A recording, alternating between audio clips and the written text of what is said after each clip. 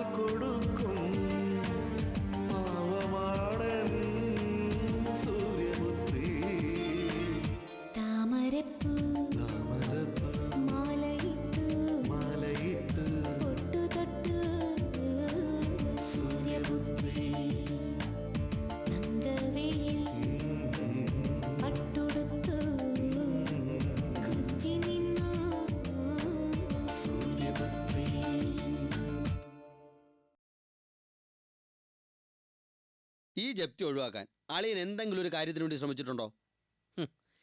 ഞാൻ ഏത് മാർഗത്തിലാണ് ശ്രമിക്കണ്ടേ? 5-10 രൂപയല്ല ബാഗിൽ അടയ്ക്കാനുള്ളത്.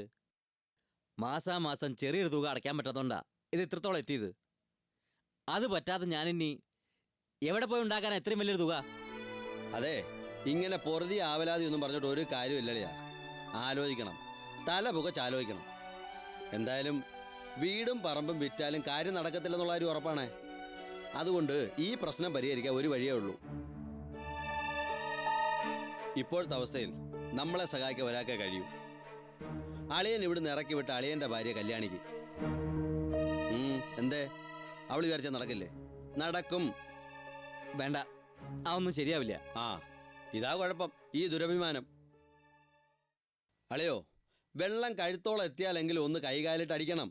അതിൽ വലിയ നാണക്കേട് വിചാരിച്ചിട്ടൊന്നും ഒരു കാര്യമില്ല. എന്ത് പറഞ്ഞാലും ശരി, ഈ ഒരു കാര്യം പറഞ്ഞ് ആ വീട്ടിൽ കയറി ചെല്ലാൻ എന്നെ കിട്ടില്ല. ആ, വേണ്ടെങ്കിൽ വേണ്ട. അളിയൻ പോകുന്നില്ലെങ്കിൽ പോണ്ട. പക്ഷെ അമ്മായിക്കെങ്കിലും അവിടെ ഒന്ന് പോയിട്ട് വരാലോ. ആ വീട്ടിലേക്കോ? ഞാനോ? എന്റെ പട്ടി പോവും. കൊള്ളാം, നല്ല അമ്മേമോനും. അതെ അമ്മായി, പട്ടിയെങ്കിലും അങ്ങോട്ടൊന്ന് വിടണേ. അല്ലെങ്കിൽ ഇനിയുള്ള കാലം മുഴുവൻ തെരുവിൽ പട്ടികളോടൊപ്പം ജീവിക്കേണ്ടതാ. ഈ ഒരു കാര്യത്തിന് എന്നെ കിട്ടില്ല ഭദ്ര. ചത്താലും ശരി, ആ വീട്ടിലേക്ക് ഞാൻ പോവില്ല. ആ, അപ്പൊ പിന്നെ പെരുവഴി തന്നെ ശരണം. അതെ, എനിക്കിതിൽ ഇത്ര തല പോകേണ്ട കാര്യമൊന്നുമില്ല. അവസ്ഥ അറിഞ്ഞപ്പോൾ പണം കൊണ്ട് സഹായിക്കാൻ കഴിഞ്ഞില്ലെങ്കിലും ഒരു വഴി പറഞ്ഞു തരാമെന്ന് വിചാരിച്ചു. അതനുസരിക്കാമെങ്കിൽ വേണ്ട. ഞാനിപ്പോ എന്താ വേണ്ടത്? അവളുടെ വീട്ടിൽ പോയി ഇരക്കണോ? എന്തിനാ അമ്മായി ഇരക്കുന്നത്? തല ഉയർത്തി പിടിച്ച് ചോദിക്കണം അവകാശപ്പെട്ട കാശിക്ക് തരാൻ. പിന്നെ ചോദിക്കുന്നത് ഇത്തിരി നയത്തിലും മയത്തിലും ഒക്കെ ആയിരിക്കണം, അത്രേ ഉള്ളൂ. നീ എന്തൊക്കെയാ ഭദ്ര ഈ പറയുന്നത്? എനിക്കൊന്നും മനസ്സിലാവണില്ല. ആ, മനസ്സിലാകണമെങ്കിൽ തല വർക്ക് ചെയ്യിക്കണം അമ്മായി. കല്യാണിയുടെ സുഖുവിന്റെ പേരിൽ ബാങ്കിൽ കുറച്ച് കാശ് കിടപ്പുണ്ടല്ലോ, അതിന് തരാൻ പറ. അതിപ്പോ അവളുടെയും കൂടെ കാശല്ലേ? അവള് തരാൻ പറ്റില്ല എന്ന് പറഞ്ഞാലോ? ആ, ആവശ്യം നമ്മുടെ അല്ലേ, പറഞ്ഞ് സമ്മതിപ്പിക്കണം. എന്നായാലും സുഖു ഒരു ദിവസം അവളെ ഇങ്ങോട്ട് വിളിച്ചോണ്ട് വരണ്ടേ അല്ലേ? അന്നാ പണം നമ്മുടെ തന്നെ ആയിരിക്കുമല്ലോ. അതിപ്പോ ഇത്തിരി നേരത്തെ അങ്ങ് ചോദിക്കുന്നു. അതുകൊണ്ടെന്താ കുഴപ്പം?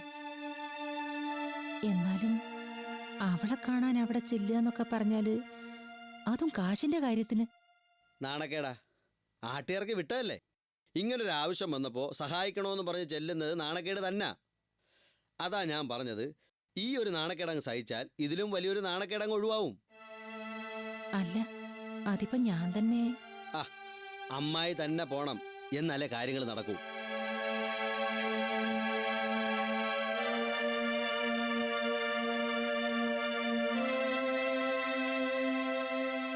ദുരഭിമാനമൊക്കെ കളയേണ്ട അമ്മായി, ഒന്ന് പോയി നോക്ക്. സുഖുവിനോട് ഞാനൊന്നും കൂടി പറഞ്ഞു നോക്കാം. അവൻ പോയില്ലെങ്കിൽ പിന്നെ ഞാൻ പോവാം. മതി, ഇനിയുള്ള കാര്യങ്ങളെല്ലാം എനിക്ക് വിട്ടു തന്നേക്ക്. ഞാൻ പറയുന്ന പോലെ അങ്ങ് അമ്മായി അനുസരിച്ചാൽ മതി. അതോടെ തീരും അമ്മായി ഈ പ്രശ്നങ്ങളെല്ലാം, എനിക്ക് ഉറപ്പാ.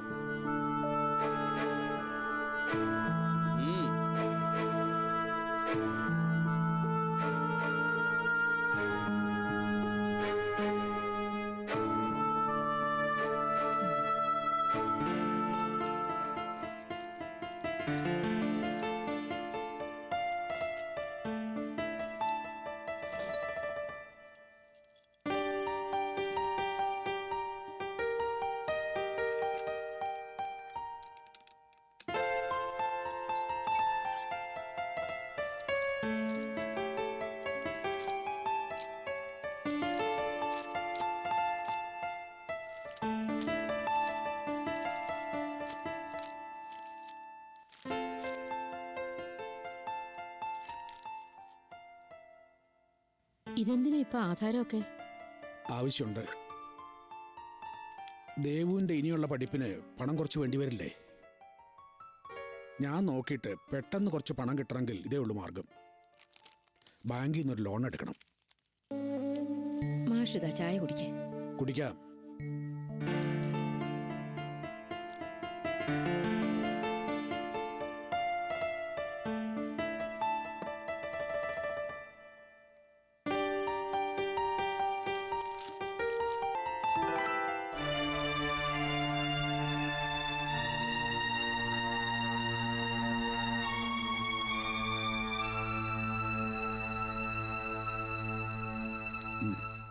എന്താ?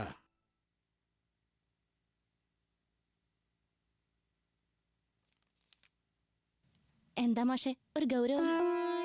വന്ന കാര്യം എന്താണെന്ന് വെച്ചാ പറയാ, എനിക്ക് തിരക്കുണ്ട്. എന്ന് തീരും മാഷിന്റെ ഈ തിരക്കും ബഹളമൊക്കെ?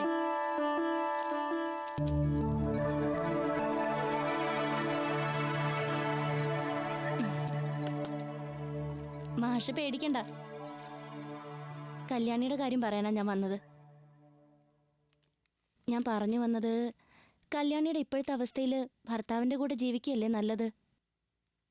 അവള് പോവില്ല എന്ന് പറഞ്ഞത് താനും കേട്ടതല്ലേ? അതെ, കേട്ടു. പക്ഷേ അത് അവളുടേത് മാത്രമായ ഒരു തീരുമാനം. എന്നാലും മാഷൊന്ന് അവളോട് കാര്യമായിട്ട് സംസാരിക്കണം. സുഖുവേട്ടൻ്റെ അടുത്തേക്ക് പോകാൻ പറയണം. മാഷ് പറഞ്ഞ അവൾ അനുസരിക്കും. ഞാൻ പറയില്ല. പോവാൻ ഇനി നിർബന്ധിക്കില്ല എന്ന് അവക്ക് ഞാൻ വാക്കു കൊടുത്തില്ലേ? അത്രയല്ലേ ഉള്ളൂ. അതത്ര നിസ്സാര കാര്യമാണോ? മാഷിനെ സംബന്ധിച്ചിടത്തോളം അത് നിസ്സാരമല്ലേ? കൊടുത്ത വാക്ക് മാറ്റുന്നൊന്നും അത്ര ബുദ്ധിമുട്ടുള്ള കാര്യമല്ലല്ലോ.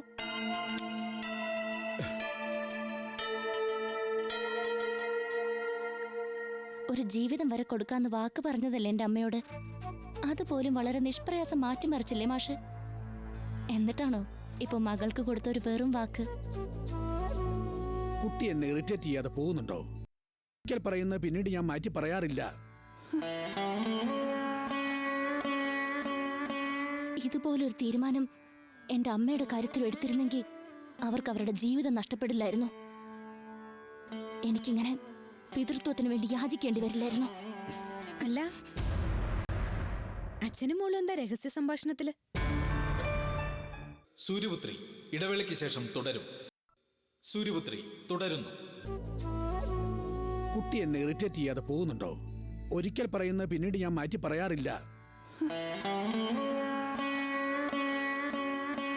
ഇതുപോലൊരു തീരുമാനം എൻ്റെ അമ്മയുടെ കാര്യത്തിൽ എടുത്തിരുന്നെങ്കിൽ അവർക്ക് അവരുടെ ജീവിതം നഷ്ടപ്പെടില്ലായിരുന്നു.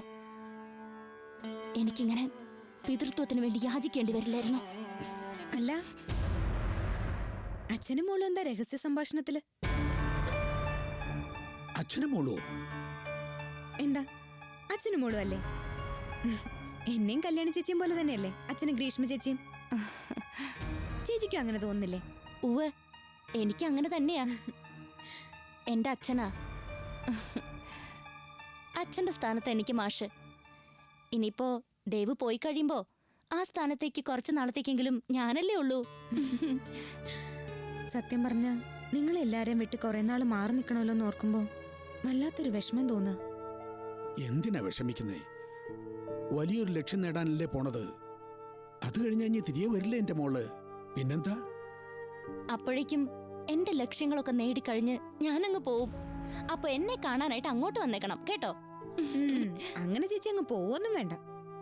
ചേച്ചിക്ക് പ്രോജക്റ്റ് കഴിഞ്ഞാലും ഇവിടെ തന്നെ എന്തെങ്കിലും ജോലി നോക്കാലോ. അമ്മ ഇങ്ങോട്ട് കൊണ്ടുവന്ന് ഇവിടെ താമസിപ്പിക്കുകയും ചെയ്യാം. അതല്ലേ നല്ലത്? നോക്കട്ടെ. മോളിപ്പോ അതിനെപ്പറ്റി ഒന്നും ചിന്തിക്കണ്ട. മുമ്പിലുള്ള ലക്ഷ്യത്തെപ്പറ്റി മാത്രം ചിന്തിക്കുക. സിവിൽ സർവീസ് എന്ന പർവ്വതം കീഴടക്കാൻ ആവുന്നത്ര ശ്രമിക്കുക. അതാ വേണ്ടത്. മോളെ ദേവു,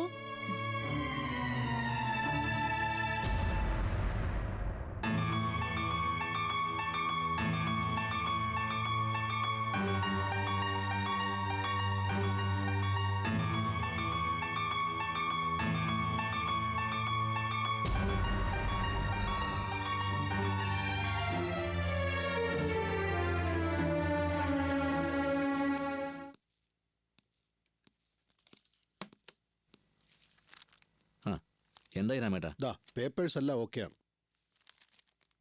എല്ലാം വളരെ സൂക്ഷിച്ചു വേണം. അറിയാലോ, പുറത്തെറിഞ്ഞാ തലപോകുന്ന കേസാ. ആരുടെയും തലയ്ക്ക് ഒന്നും സംഭവിക്കില്ല രാമേട്ടാ. അതിനുള്ള സാധ്യതകളെല്ലാം ആദ്യമേ അടച്ചിട്ടല്ലേ നമ്മൾ ഈ കളി തുടങ്ങി വെച്ചത്. രാമേട്ടൻ ധൈര്യമായിട്ടിരിക്കെ. വക്കീലങ്ങളോട് വരാൻ പറഞ്ഞിട്ടുണ്ട്. നിയമപരമായി എന്തെങ്കിലും ഒരു ചോദ്യം ഉണ്ടായാൽ നമുക്കതിനൊരു മറുപടി വേണ്ടേ? കമീൻ. എന്തായി കാര്യങ്ങള്? ഇരിക്കൂ. പറഞ്ഞ പേപ്പേഴ്സ് എല്ലാം ഉണ്ട്.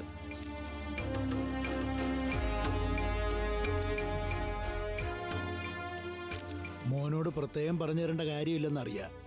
എന്നാലും ഒന്ന് പറയുക. ഒരിക്കൽ മോന്റെ ഡാഡിയും ഇതുപോലൊരു കളിക്ക് മുതിർന്നതാ. അന്നത് വേണ്ടെന്ന് വെച്ച് പിന്മാറിയത് സത്യം പറഞ്ഞാൽ പേടിച്ചിട്ട് തന്നെയാ. അന്ന് ഡാഡി പോലും ധൈര്യപ്പെടാതിരുന്നൊരു കളിയാ മോനിപ്പോ. അതെ, ആഗ്രഹിച്ചിട്ടും ഡാഡി വേണ്ടെന്ന് വെച്ച് പിന്മാറിയ ആ കളി തന്നെയാ ഞാനിപ്പോൾ കളിക്കാൻ പോകുന്നത്. എൻ്റെ ഡാഡിക്ക് വേണ്ടി. ഒരിക്കൽ കരുണേട്ടൻ തന്നെ പറഞ്ഞില്ലേ, ഡാഡി ആഗ്രഹിച്ചതുപോലൊക്കെ ജീവിച്ചാൽ അത് കണ്ട് സ്വർഗത്തിലിരുന്ന് ഡാഡി സന്തോഷിക്കുമെന്ന്. സന്തോഷിക്കണം. അത് തന്നെ എൻ്റെ ആഗ്രഹം. ഇതിലെ ഡീറ്റെയിൽസ് എല്ലാം അറിയാമല്ലോ അല്ലേ? സർക്കാർ വക പുറമ്പോക്ക നമ്മുടെ തണ്ടപ്പേരിലേക്ക് വരവായി ചേർത്തിരിക്കുന്നത്. ആരെങ്കിലും എന്തെങ്കിലും ഒരു ഇടങ്കോലിട്ടിത് കണ്ടുപിടിച്ചാൽ പിന്നെയുള്ള ജീവിതം അഴിക്കുള്ളില്ല. കണ്ടുപിടിക്കേണ്ടവർ നമ്മൾ വരച്ച വരയിൽ അങ്ങ് നിന്നാലോ? നിൽക്കും. നിർത്തും ഞാൻ. ഏറിയാൽ 1 വർഷം. അതിനുള്ളിൽ ഈ ഇടപാടങ്ങ് ക്ലോസ് ചെയ്യും.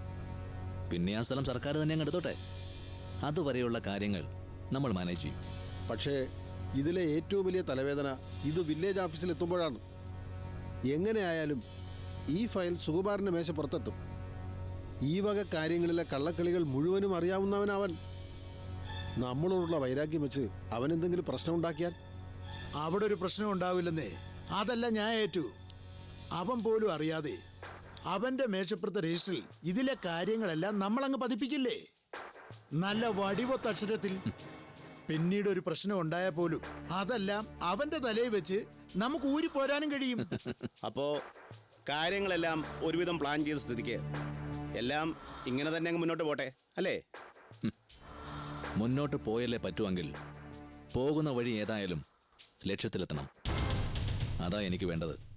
സൂര്യപുത്രി ഇടവേളയ്ക്ക് ശേഷം തുടരും. സൂര്യപുത്രി തുടരുന്നു. എങ്ങനെയായാലും ഈ ഫയൽ സുകുമാരൻ്റെ മേശ പുറത്തെത്തും. ഈ വക കാര്യങ്ങളിലെ കള്ളക്കളികൾ മുഴുവനും അറിയാവുന്നവനവൻ. നമ്മളോടുള്ള വൈരാഗ്യം വെച്ച് അവൻ എന്തെങ്കിലും പ്രശ്നം ഉണ്ടാക്കിയാൽ? അവിടെ ഒരു പ്രശ്നം ഉണ്ടാവില്ലെന്നേ. അതല്ല ഞാൻ ഏറ്റു. അവൻ പോലും അറിയാതെ അവന്റെ മേശപ്പുറത്തെ രജിസ്റ്ററിൽ ഇതിലെ കാര്യങ്ങളെല്ലാം നമ്മളങ്ങ് പതിപ്പിക്കില്ലേ? നല്ല വടിവത്തക്ഷരത്തിൽ. പിന്നീട് ഒരു പ്രശ്നം ഉണ്ടായാൽ പോലും അതെല്ലാം അവന്റെ തലയിൽ വെച്ച് നമുക്ക് ഊരി പോരാനും കഴിയും. അപ്പോ കാര്യങ്ങളെല്ലാം ഒരുവിധം പ്ലാൻ ചെയ്ത സ്ഥിതിക്ക് എല്ലാം ഇങ്ങനെ തന്നെ അങ്ങ് മുന്നോട്ട് പോട്ടെ അല്ലേ? മുന്നോട്ട് പോയല്ലേ പറ്റുമെങ്കിൽ പോകുന്ന വഴി ഏതായാലും ലക്ഷ്യത്തിലെത്തണം. അതാ എനിക്ക് വേണ്ടത്.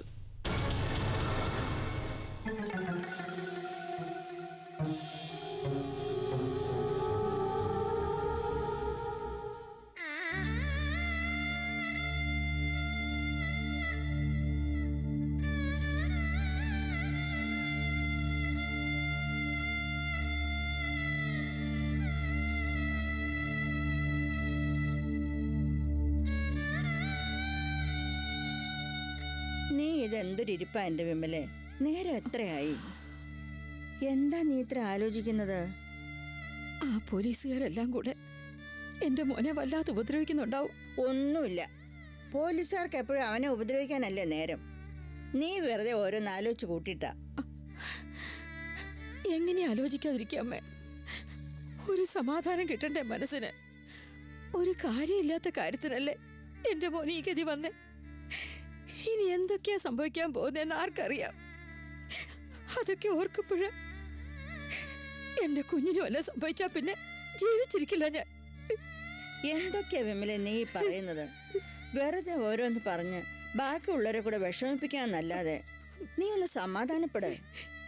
എല്ലാവരെയും സമാധാനിപ്പിക്കേണ്ട നീ ഇങ്ങനെ ആയാലും.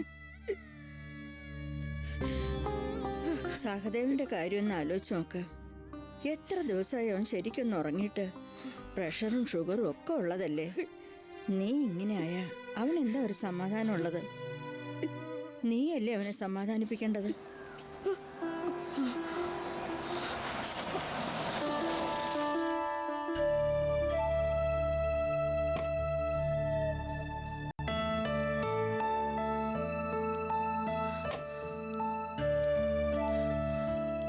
എന്തായി?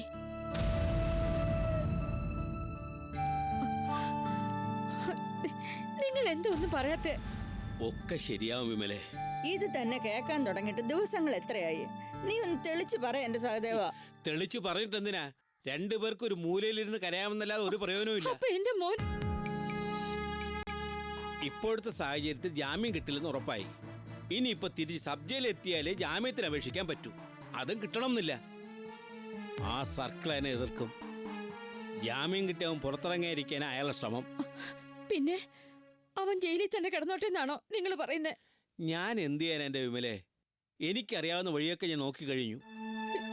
ആ സിയോട് ഞാൻ കെഞ്ചി നോക്കി. അയാളിപ്പോ എന്നോട് സംസാരിക്കാൻ പോലും കൂട്ടാക്കുന്നില്ല. ഇനിയിപ്പൊ എന്ത് ചെയ്യൂടാ?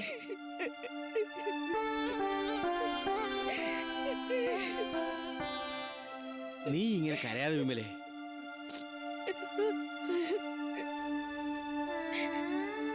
ഇനി ശ്രമിക്കാൻ ഒരു വഴി കൂടിയുണ്ട്. അലക്സാണ്ടറുടെ മകനോടൊന്ന് പറഞ്ഞു നോക്കാം. ഒരു പ്രയോജനം ഉണ്ടായില്ലെന്നറിയാം. എന്നാലും സംസാരിച്ചു നോക്കിയാലല്ലേ പ്രയോജനം ഉണ്ടോ ഇല്ലെന്ന് അറിയാൻ പറ്റൂ. അവന്റെ മുമ്പിൽ ചെല്ലുന്ന കാര്യം ഓർക്കുമ്പോൾ തന്നെ നീ ഇപ്പൊ ഒന്നും ഓർക്കണ്ട. ആവശ്യം നമ്മുടെയാ. ഇപ്പൊ തന്നെ നീ അയാളെ ചെന്ന് കാണണം.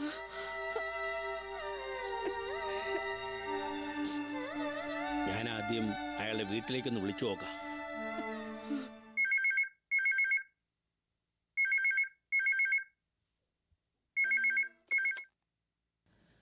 ഹലോ, വില്യവന്റെ വീടല്ലേ?